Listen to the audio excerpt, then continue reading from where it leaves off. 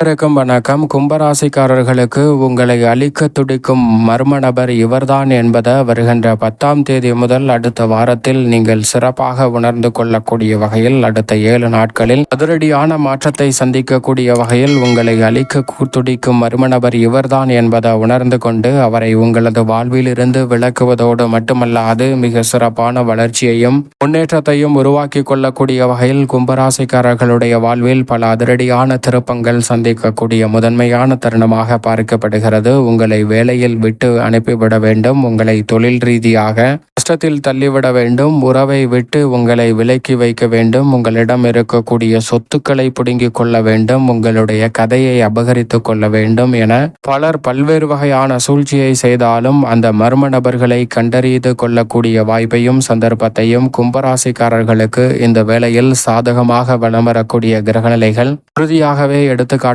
போகிறது. அதோடு மட்டுமல்லாது உங்களுடைய வாழ்வில் மிக பெரிய அளவிலான அதிரடியான மாற்றங்களை ஏற்படுத்தி கொடுக்கக்கூடிய வகையில் மிக சிறப்பான வளர்ச்சியையும் முன்னேற்றத்தையும் விரைவாக அள்ளி கொடுக்கக்கூடிய வகையில் பல அதிரடியான வாய்ப்புகளை உருவாக்கி கொடுக்கக்கூடிய முதன்மையான சந்தர்ப்பத்தையும் இந்த வேளையில் ஏற்படுத்தி கொடுக்க போகிறது. எனவே எதிர்பார்ப்பதை காட்டிலும் மிக பெரிய அளவிலான காரிய தடை, சிக்கல், சிரமம் என்று இருக்கக்கூடிய பல நிகழ்வுகளை தவிடுபடியாக்கி முன்னேற்றமும் வளர்ச்சியும் நிறைந்தவையாக மாற்றிக்கொள்ளக்கூடிய சந்தர்ப்பம் இந்த வேளையில் அபரிவிதமாக கிடைக்க போகிறது. சரியாக பயன்படுத்தி கொள்ளுங்கள். ஏனென்றால் சாதகமான அமைப்பில் குரு, சுக்கிரன், சூரியன், புதன் போன்ற கிரகநிலைகளும் அதே சமயம் சாதகமற்ற அமைப்பில் ராகு மற்றும் செவ்வாய் போன்ற கிரகநிலைகளும் இருந்தாலும் கூட இந்த தருணத்தில் உங்களை அழிக்க துடிக்கும் மர்ம நபரை கண்டறிந்து அவரை உங்களது வாழ்வில் இருந்து விலக்கக்கூடிய நல்ல சந்தர்ப்பம் நிச்சயமாக கிடைக்கும் தருணமாக அமைய போகிறது. உதாரணமாக கும்பராசிக்காரர்களுக்கு ஒரு நபர் இருக்கிறார். அந்த நபர் எந்த ஒரு பணியை முயற்சி செய்தாலும், எந்த ஒரு செயலை முயற்சி செய்தாலும் அதில் தோல்வியையும், தடை தாமதம், ஏமாற்றம், சிக்கல் என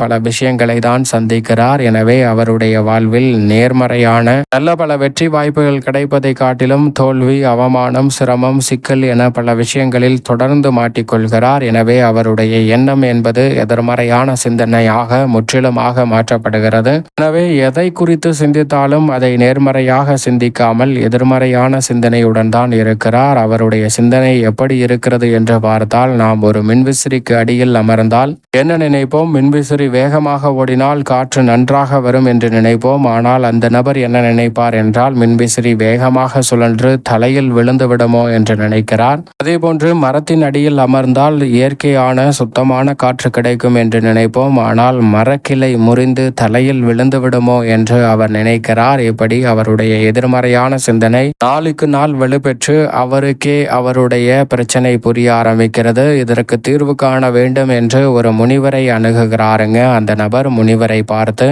அவருடைய பிரச்சனைகள் அனைத்தையும் தெரிவிக்கிறார். அந்த பிரச்சனைகள் அனைத்தையும் முனிவர் பொறுமையாக கேட்டறிகிறாருங்க. கேட்டறிந்ததற்கு பிறகு, நாம் அமர்ந்திருக்கக்கூடிய இடத்தை சுற்றி பார், எப்படி இருக்கிறது என்று அந்த நபரிடம் முனிவர் கேட்க அந்த இடத்தை அவர் சுற்றி பார்த்து விட்டு சொல்கிறார். ஒரு புறம் காய்கறி தோட்டம், மற்றொரு புறம் நெல் விளைகிறது, மற்றொரு புறம் கம்பங்கொள்ளை, கரும்பு கொள்ளை என செல்வ செழிப்பாக இயற்கை சூழல் நிறைந்த ஒரு இடமாக இருக்கிறது என்று முனிவரிடம் அந்த நபர் சொல்கிறார். அப்போது முனிவர், இந்த அனைத்து பகுதிகளிலும் நன்கு சுற்றிப்பார், ஒரு சோளக்காட்டு பொம்மை என்று சொல்லக்கூடிய ஒரு பொம்மை கட்டிவிடப்பட்டிருக்கிறதா என்று கேட்க அவர் சுற்றி பார்த்து ஆம் கட்டியிருக்கிறது என்று சொல்கிறார். அந்த பொம்மை எதற்காக கட்டப்பட்டிருக்கிறது என்று அந்த முனிவர் அவரிடம் கேட்க, அந்த பொம்மை கட்டியிருப்பதால் பறவைகளும் விலங்குகளும் இங்கு வராது, அதனால் நமக்கு விளைச்சலும் மகசூலும் அதிகரிப்பதால் லாபம் நிறைவாக கிடைக்கும் என்று அந்த முனிவரிடம் அவர் சொல்கிறார். அந்த முனிவர் அவரை பார்த்து, அந்த பொம்மைக்கு தான் உயிர் இல்லையே,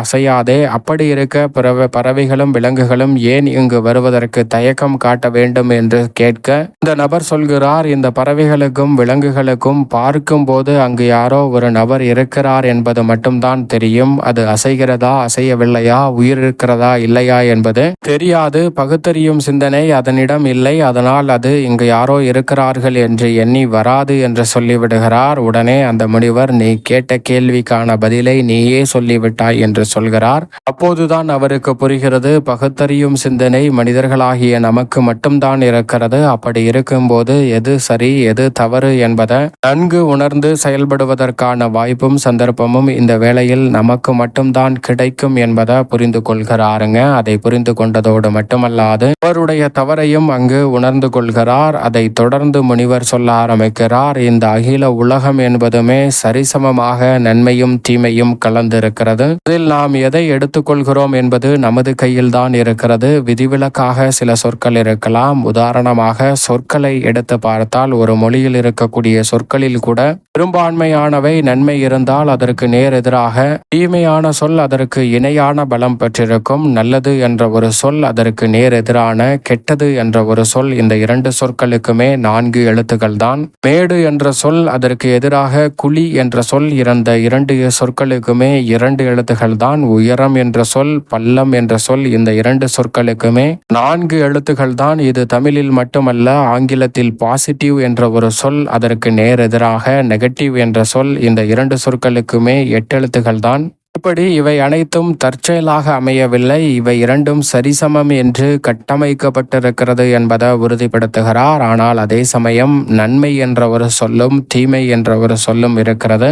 இதில் நன்மை என்ற சொல்லுக்கு 3 எழுத்தும் தீமை என்ற சொல்லுக்கு 2 எழுத்தும் இருக்கிறது. நன்மை இங்கு சற்று கூடுதலாக இருக்கிறது. அதை நாம் எடுத்துக்கொள்ள வேண்டும் என்பதை உணர்த்துகிறது. இதே போன்றுதான் குட் பேட் என்ற ஆங்கில சொல்லும் நமக்கு உணர்த்துகிறது. இதை உணர்ந்து கொண்டாலே போதும், பல மாற்றம் உங்களுடைய வாழ்வில் கிடைக்கும். அது மட்டுமல்லாது, ஒரு தொழிலை துவங்க வேண்டும் என்று நினைக்கிறோம். அந்த தொழிலை துவங்குவதற்கு முன்னே அந்த தொழில் துவங்கியவுடன் இவ்வளவு கடன் வந்துவிடும், இவ்வளவு வட்டி கட்ட வேண்டும், இந்த வட்டி கட்டவில்லை என்றால் இவ்வளவு அபதாரம் கட்ட வேண்டும், இந்த தொழிலை துவங்கியவுடன் இவர் வந்து தொல்லை கொடுப்பார், அவரால் பிரச்சனை வரும், இந்த வாடிக்கையாளரின் ஒத்துழைப்பு கிடைக்கவில்லை என்றால் என்ன ஆவது? இப்படி பல வகையான சிந்தனைகளை செய்துவிட்டு கடைசியில் இந்த தொழிலை இழுத்து மூட வேண்டியதுதான் என்று நாம் முடித்து வைக்கிறோம். தொழிலை துவங்க கூட இல்லை, ஆனால் மூடிவிட்டோம். இப்படி அதீதமான ஓவர் திங்கிங் என்று சொல்லக்கூடிய நெகட்டிவ் திங்கிங்களை விளக்கும் போது நம்மளுடைய வாழ்வில் நிச்சயமாக மிக சிறப்பான மாறுதல் கிடைக்கும். ஏனென்றால் இந்த அகில உலகத்தில் பல்லாயிரக்கணக்கான கோடி மக்கள் வாழ்கிறார்கள். அப்படி வாழக்கூடிய மக்களில் உங்களை வேலையை விட்டு அனுப்பிவிட வேண்டும், உங்களை பொருளாதார ரீதியாக தோல்வி அடைய செய்துவிட வேண்டும், உங்களுடைய சொத்துக்களை புடுங்கிக் கொள்ள வேண்டும் என்று நினைப்பவர்களின் எண்ணிக்கை மிகவும் சொற்பமாக தான் இருக்கும். ஆனால் உண்மையில் உங்களுடைய வளர்ச்சியை அளிக்க துடிக்கும் மர்ம நபர் யார் என்று கேட்டால் அது உங்களுக்குள் மறைந்திருக்கும் எதிர்மறையான சிந்தனை என்பதை உறுதியாக சொல்லிவிட முடியும். ஏனென்றால் இது போன்ற பல எதிரிகள் பலருக்கு இருப்பதே இல்லை என்பதுதான் யதார்த்தமான உண்மை. அப்படி சிலர் உங்களுடைய சொத்துக்களை புடுங்கிக் கொள்ளவும், உங்களுடைய திறமையை பறித்து கொள்ளவும், உங்களை தொழிலில் நஷ்டமடைய செய்துவிடவும் இருந்தாலும் கூட அவர்கள் அனைவரும் உங்களை அழிக்க துடிக்கும் 2ஆம் நபர்களாக தான் பார்க்கப்படுகிறார்கள். முதல் நபர் யார் என்றால் உங்களிடம் இருக்கக்கூடிய எதிர்மறையான சிந்தனை என்பதுதான் கும்பராசிக்காரர்களுக்கு முதன்மையான விஷயமாக பார்க்கப்படுகிறது. இந்த வேளையில் 7.5 சனியின் இறுதி காலகட்டத்தில் இருக்கக்கூடிய கும்பராசிக்காரர்களுக்கு உறுதியாகவே ராசியின் அதிபதியான சனி மற்றும் குரு ஆகிய கிரகநிலைகளின் அமைப்பால் நீங்கள் எதிர்பார்ப்பதை காட்டிலும் அதிரடியான நல்ல வாய்ப்புகளும் சந்தர்ப்பங்களும் உறுதியாகவே இந்த வேளையில் உங்களை தேடி வருவதற்கான முதன்மையான அற்புதமான வாய்ப்பும் சந்தர்ப்பமும் கிடைக்க இருக்கிறது என்பதில்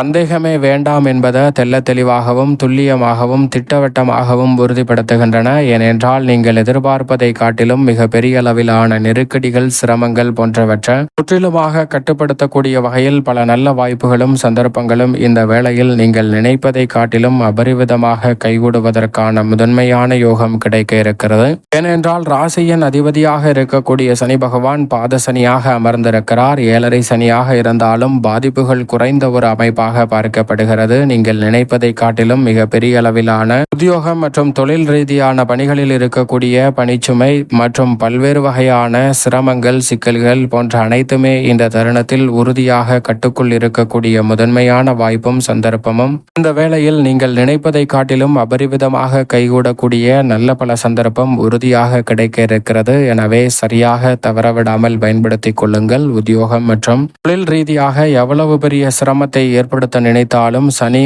ராகு கேது அமைப்பால் மிக சிறப்பான மாற்றத்தை சந்திக்கக்கூடிய சந்தர்ப்பம் உண்டு. நிதானமாகவும் பொறுமையாகவும் சில பணிகள் நடைபெற்றாலும் கூட நேர்த்தியாகவும் சிறப்பாகவும் செய்து முடிக்கக்கூடிய அற்புதமான வாய்ப்பும் சந்தர்ப்பமும் உறுதியாகவே கும்பராசிக்காரர்களுக்கு நிச்சயமாக உண்டு என்பதை ராசியின் அதிபதியான சனி ராகு மற்றும் கேது போன்ற கிரகநிலைகள் உறுதிப்படுத்துகின்றன. கேது 7ல் இருப்பதால் எதிர்பார்ப்புகளை பூர்த்தி செய்வதோடு மட்டுமல்லாது எதிர்மறையான சிந்தனைகளுக்கு கடிவாளம் இடுகிறாருங்க. மிக சிறப்பான நல்ல வாய்ப்பையும் சந்தர்ப்பத்தையும் ஏற்படுத்தி கொடுக்கிறார். எனவே எதிர்பார்ப்பதை காட்டிலும் அதிரடியான முன்னேற்ற வாய்ப்புகள் ஜென்மராசியை பார்க்கக்கூடிய கேதுவின் அமைப்பால் இந்த தருணத்தில் நிச்சயமாக கும்பராசிக்காரர்களுக்கு நிறைவாகவே கைகூட போகிறது. இந்த வேளையில் முழு சுபகிரகமாக இருக்கக்கூடிய குரு பகவானை பொறுத்தவரைக்கும் பூர்வ புண்ணியஸ்தானமாகிய 5ல் வலம் வருகிறார். அவருடன் இணைந்து ராசியின் அதிபதியான சனிக்கு நட்பு கிரகமான சுக்கிரனும் மிக சிறப்பான வலுவான முன்னேற்ற வாய்ப்பை ஏற்படுத்தி கொடுப்பதால் மிகப்பெரிய அளவிலான காரிய தடைகள் சிரமங்கள் போன்றவற்றை தகர்த்தெறிந்து மிக அற்புதமான வளர்ச்சியையும் முன்னேற்றத்தையும் இந்த வேளையில் உருவாக்கி கொள்ளக்கூடிய இனிமையான வாய்ப்பும் சந்தர்ப்பமும் இந்த வேளையில் தொடர்ந்து நிறைவாக கும்பராசிக்காரர்களுக்கு கிடைப்பதற்கான சந்தர்ப்பம் உண்டு. ஏனென்றால் குரு சுக்கிரன் இணைந்து லாபத்தை வலுவாக பார்க்கிறார்கள். எனவே தொழில் ரீதியாக உத்தியோக ரீதியாக நிறைந்த லாபம் கிடைப்பதற்கான சந்தர்ப்பம் உண்டு. குடும்ப உறவுகளில் உண்மையான அன்பு காட்டக்கூடிய நபர்களை கண்டறிவதோடு உங்களிடம் போலியாக அன்பை வெளிப்படுத்திய நபரை கண்டறிந்து அவரை உங்களது வாழ்வில் இருந்து விலக்கக்கூடிய சந்தர்ப்பமும் கிடைக்க இருக்கிறது. திருமணம் உள்ளிட்ட பல சுப நிகழ்வுகள் இந்த வேளையில் 7ரை சனியின் ஆதிக்கம் நிறைந்திருந்தாலும் கூட நிறைவாக நல்ல முன்னேற்றத்தையும் வளர்ச்சியையும் ஏற்படுத்தி கொடுக்கக்கூடிய வகையில் அற்புதமாக கைகூட போகிறது. சனி மற்றும் குரு சூரியன் சுக்கிரன் என பெருவாரியான கிரகநிலைகள் சாதகமான சூழலை உருவாக்குவதால் மிக சிறப்பான வளர்ச்சி உண்டு. ஏனென்றால் சூரியன் மற்ற கிரகநிலைகளை காட்டிலும் யோகஸ்தானத்தில் வலுவாக விட்டிருக்கிறார். எனவே பல்வேறு வகையான யோக வாய்ப்புகள் உங்களை தேடி வருகிறது. அரசாங்க காரியங்கள் எளிதில் கைகூடும். நீங்கள் நினைத்தபடியே ஆளுமையும் அதிகாரமும் கொண்ட உயர் பதவிகளும் பொறுப்புகளும் கும்பராசிக்காரர்களாகிய உங்களை தேடி வருவதற்கான முதன்மையான வாய்ப்பும் சந்தர்ப்பமும் இந்த வேளையில் கிடைக்கிறது. எதை செய்தாலும் ஒரு முறைக்கு இருமுறை நன்கு யோசித்து அலசி ஆராய்ந்து சிறப்பாக மேற்கொள்ளக்கூடிய வகையில் அற்புதமான வாய்ப்புகளையும் சந்தர்ப்பங்களையும் இந்த வேளையில் சந்திக்கக்கூடிய வகையில் அதிரடியான மாற்றம் நிச்சயம் நிறைவாக உங்களை தேடி வருகிறது. சரியாக பயன்படுத்திக் கொள்ளுங்கள் கும்பராசிக்காரர்கள். அவருடன் சுக்கிரனும் குருவும் இணைந்திருப்பதால் குரு சுக்கிர யோகமும் சூரியனுடன் புதன் இணைந்திருப்பதால் புத ஆதித்ய யோகமும் நிறைவாக கிடைக்கிறது. தொட்ட காரியத்தில் உறுதியாகவே வெற்றி உண்டு. சந்திரனை பொறுத்தவரைக்கும் 2, 3, 4 என பல இடங்களில் வலம் வரப்போகிறார். அங்கு உச்சமும் பெறுவதால் நீங்கள் நினைப்பதை காட்டிலும் பல்வேறு வகையான வெற்றி வாய்ப்புகளை சந்திரன் இந்த வேளையில் வலுவாக ஏற்படுத்தி கொடுக்கிறார். ஆனால் செவ்வாய் அஷ்டமத்தில் சஞ்சரிக்கிறாருங்க. மங்களக்காரகன் பூமிக்காரகன் அஷ்டமத்தில் சஞ்சரிப்பதால் உறவுகளுக்கிடையே கவனம் தேவை. எதையும் விரைவாக செய்த வேண்டும் என்று அவசரம் காட்ட வேண்டாம். அதனால் டென்ஷன் அதிகரிப்பதற்கான சூழல் கும்பராசிக்காரர்களுக்கு உருவாகலாம். உடல் ரீதியாக பல தொல்லைகளை சந்திக்க வேண்டிய சூழல் இருக்கிறது. இது போன்ற விஷயங்களில் மட்டும் கவனத்துடன் இருந்தால் சிறப்பான மாறுதலை சந்திக்கக்கூடிய சந்தர்ப்பம் உறுதியாகவே இந்த வேளையில் உங்களை தேடி நிச்சயமாக வரும். கும்பராசிக்காரர்களுக்கு மேலும் சாதகமாக மாற்றிக்கொள்ள நிச்சயமாக கும்பராசிக்காரர்கள் இந்த வாரத்தில் கால பைரவரை வழிபாடு செய்யுங்கள். தங்களுடைய வாழ்வில் இருக்கக்கூடிய தடைகள் அனைத்தும் தகர்த்தெறியப்பட்டு சிறப்பான வளர்ச்சி விரைவாக உங்களை தேடி வரக்கூடிய முதன்மையான அதிர்ஷ்டயோக வாய்ப்புகள் நிச்சயம் கும்பராசிக்காரர்களை தேடி வரும்.